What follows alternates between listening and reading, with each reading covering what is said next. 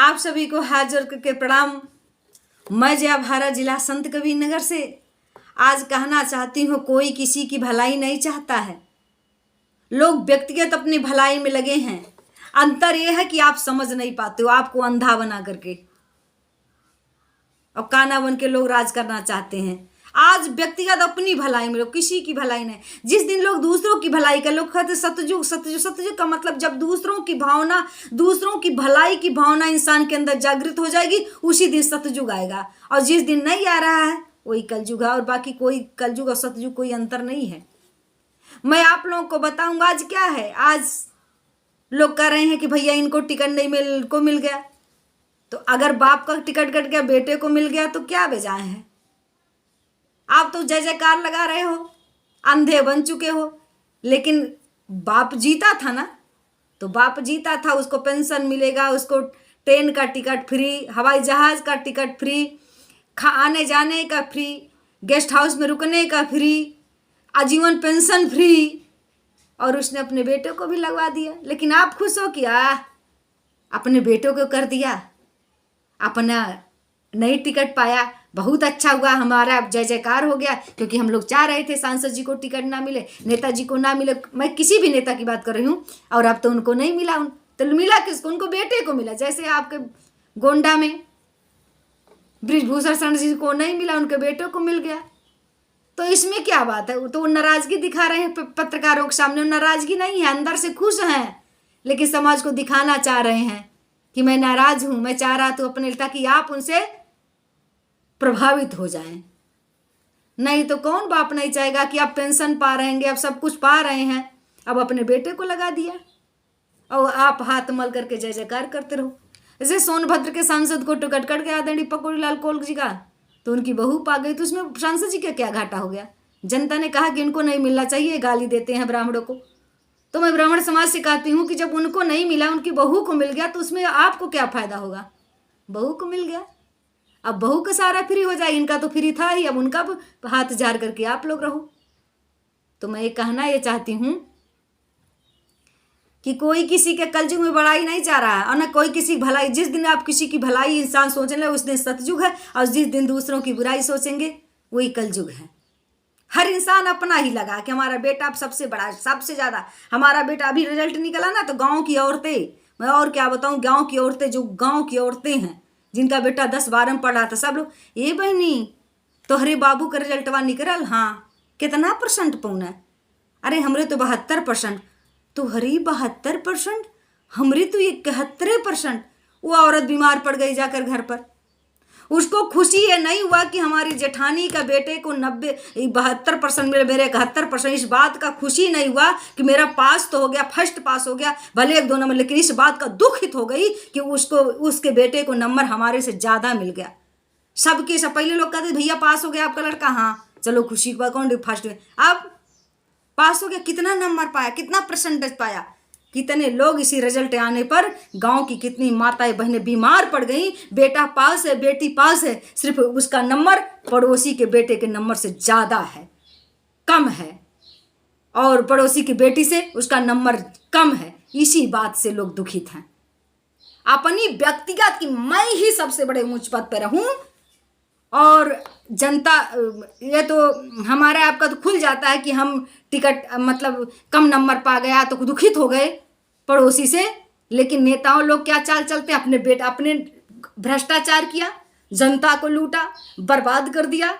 Party के लोग ticket नहीं दिए तो हम जा नारा लगाने, टिकट कट गया, टिकट कट गया। लेकिन टिकट किसको मिला? उसके बेटे को, उसके बहू को। अब वो बुढ़ौती उसका आ गया, अब क्या जरूरत था, रिटायर हो गया, तो उसने चाल चला बंचो हम क्या करें, हमको टिकट नहीं मिला, हमारी पतोहू को दे दिया, हमारी इसमें कोई गलती नहीं। और आप समझ रहे हो कि इसमें तो नेताजी के कोनो गलती नहीं, नेताजी की कोई गलती नहीं है।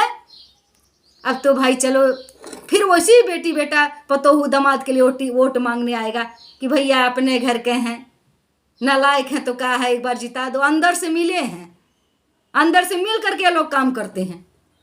अगर वो नालायक था, बेटी बेटा नालायक था, तो आप अपने समाज के किसी दूसरे व्यक्ति को खड़ा कर दिए होते, अपने भाई के लड़के को खड़ा कर दिए होते, अपने पड़ोस के लड़के को खड़ा कर दिए होते, अपने पटीदार के बहू को खड़ा कर दिए होते। तब तो हम जानते कि बेटी बेटा नालायक थे। ये रोना रोने आप आ रहे हो, रोना नहीं, ये आपको अंधा बनाना लोग चाहते हैं। सच्चाई ये है, व्यक्तिगत लोग अपनी भलाई चाहते हैं। और जब तक लोग कहते सतयुग आएगा, सतयुग आएगा, सतयुग कैसे आएगा?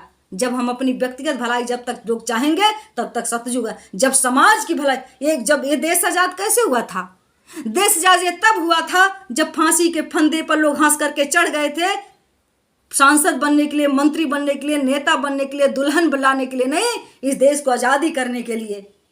आवाज आज क्या है? आज टिकट नहीं मिला है पार्टी से, उस पर हमारे संत कबीर नगर की परमार में बता दूं, जिस जिले की मैं रहने वाली हूं, इस जिले का एक ऐसा बड़ा नेता था जो लग रहा था इससे बढ़ करके पार्टी का कोई हितैषी नहीं है। समाजवादी पार्टी की बात में बताओ। और जो टिकट नहीं मिला ब्राह्मण समाज का है, लगा चिल्लाने, नारा लगाने, मुर्दाबाद मुर्दाबाद, 1 सेकंड में मुर्दाबाद करने लगा, 1 मिनट में। तो विचार करो। और लोग कहते हैं कि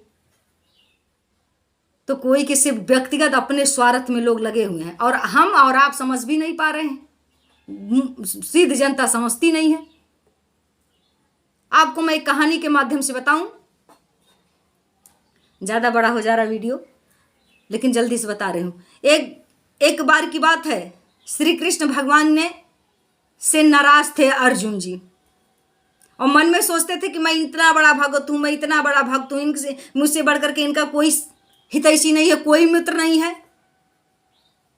लेकिन मेरे पुत्र को जंग के मैदान में मार दिया गया, ये कुछ नहीं किए, ये कुछ बोलबे नहीं किए, ये रक्षा ही नहीं किए, मेरे बेटे को भगवान है। जो व्यक्ति के लिए जिंदगी भर श्री कृष्ण रथ हाँकते रह गए, जरा सा अगर कमी, मतलब जरा सा अपना स्वार्थ नहीं पूरा हुआ तो मन मन कोसने लगे। जरा सा नहीं, पुत्र मोह बहुत बड़ा होता है, लेकिन जब जंग के मैदान में जाओगे तो मरना निश्चित है, जिंदा भी रहना निश्चित है। रोडों पर चलोगे तो एक्सीडेंट होगा कि नहीं, इसका कोई तो जिम्मेदार थोड़ा होता है। तो श्री कृष्ण को जिम्मेदार ठहरा रहे हैं। तो श्री कृष्ण जी ने कहा ठीक है, तुम, अब मन में घमंड है कि मैं इनका सबसे बड़ा भक्त हूँ, मैं बहुत अच्छा हूँ। ऐसे आज के नेता लोग कहते हैं मैं बहुत अच्छा हूँ, मैं ही सब विकास करता हूँ, मैं विकास गंगा बहाता हूँ, और बाकी उनसे नीच कोई नहीं होता है। तो आपको हम बता दें, लेकर के अपने दिल में हमेशा उलझन पाड़ा करते थे अर्जुन जी। तो श्री कृष्ण भगवान ने कहा ठीक है, मन में सोच लिया कि आओ चलो एक भक्त के यहाँ चलना है, और राजा मकरध्वज मोरध्वज के यहाँ पहुंच गए अपने योगी भेष बना करके, और ये भी योगी का भेष बना लिया अर्जुन जी, और साथ में एक शेर लेकर के। जब शेर लेकर के पहुंचे तो राजा को पता चला, राजा मकरध्वज को, और निकल करके उन्होंने उनका स्वागत किया। स्वागत करने के बाद कहा कि आपकी हम उचित सेवा करने के लिए प्रस्तुत हैं। तो श्री कृष्ण भगवान योगी भेष में थे, उन्होंने कहा कि हमारी सेवा करने की कोई जरूरत नहीं है, सबसे पहले मेरे पास एक जो शेर है ये भूखा है, इसको भोजन करा दो। तो उन्होंने कहा ठीक है, मैं इनके भोजन का व्यवस्था कर रहा हूँ। श्री कृष्ण जी ने कहा कि आपको पता है कि ये मेरा शेर जो है शिकार करता है और मांस खाता है, ताजा ताजा मांस। अब आज ये मनुष्य का मांस खाना चाह रहा है, वो भी ताजा तत्काल काटा हुआ मांस वो खाएगा, और उसको, और जो जिसका मांस खाएगा उसको अगर दुखित हो जाएगा, जिसका मांस खाएगा अगर उसके परिवार के लोग दुखित हो जाएंगे तो भाई वो मांस नहीं खाएगा। तो राजा ने सोचा कि हम किसी दूसरे का मांस लाएंगे, किसी के बेटी बेटा को लाएंगे तो शरीर वो दुखित हो सकता है, चाहे राज का सब कुछ दे दूं, उसके माँ बाप दुखित हो सकते हैं, उसका बेटा दुखित हो सकता है। तो और ये शर्त यह है कि भी जो दुखित होगा उसका मांस है।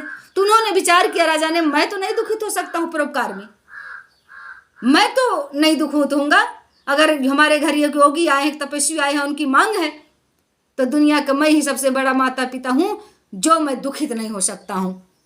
उन्होंने कहा ठीक है।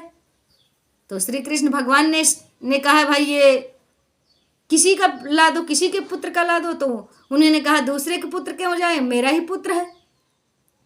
अपने पुत्र को बुला के लाए और कहे बेटा आज तुम्हारे मांस को खाना चाहता है ये शेर। तो राजा का लड़का हंसा, हंसकर कहा कोई बात नहीं, इससे अच्छा सौभाग्य मेरे लिए क्या हो सकता है। आज मैं अपने माता पिता का कहा आज्ञा भी पूर्ण कर लूँगा और एक किसी के क्षुधा से हमारे मांस का तृप्ति भी हो जाएगा। ये हाड़ मांस के देह में रखा क्या है। और आरा मंगाया गया और आरा मंगाकर उसमें शर्त था कि पत्नी दोनों काटेंगे।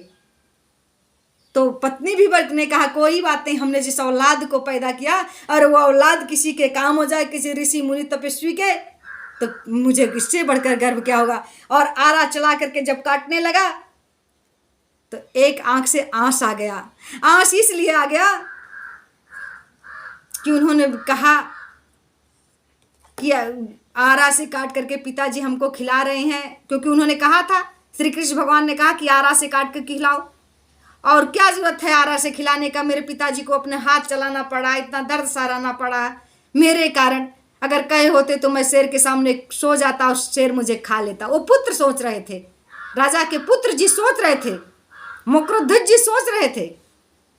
और तब तक महाराज मोरध्वज ने देखा कि बेटे के आंख में आंस, तो श्री कृष्ण ने कहा कि भैया इसके आंख में आंस है और ये दुखित हो गया, अब हमारा शेर नहीं खाएगा।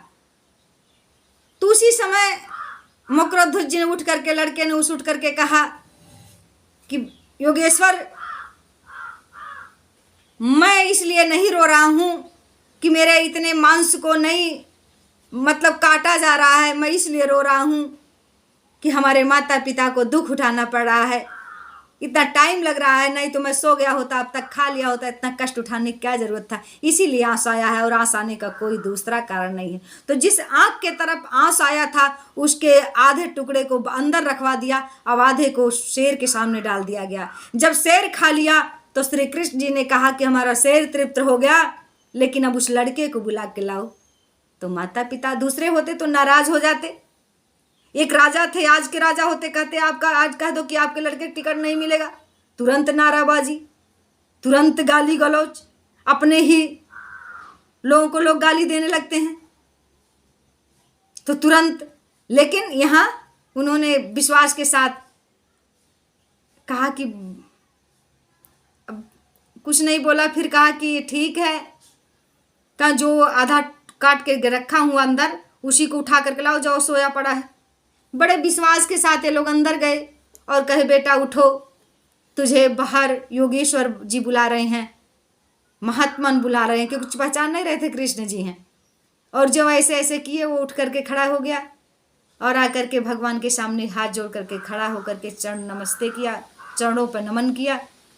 तो श्री कृष्ण भगवान ने कहा ये तो तुम्हारा परीक्षा था। उस शेर को छू दिया, वो शेर इंसान के रूप में आ गया, इंद्र का रूप उसने बनाया था इंद्र जी थे वही, और उनको बना लिया था शेर। तो खड़े होकर कहे कि आपकी जय जयकार हो, आप जैसा धर्मात्मा और निस्वार्थ भाव अपने पुत्र को जिसने परोपकार के लिए बलिदान कर दिया, दुनिया में ऐसा कोई शख्स नहीं हो सकता, आपकी राजा जय जयकार हो। और उस युग को लोग सतयुग कहते थे कि ये सतयुग है।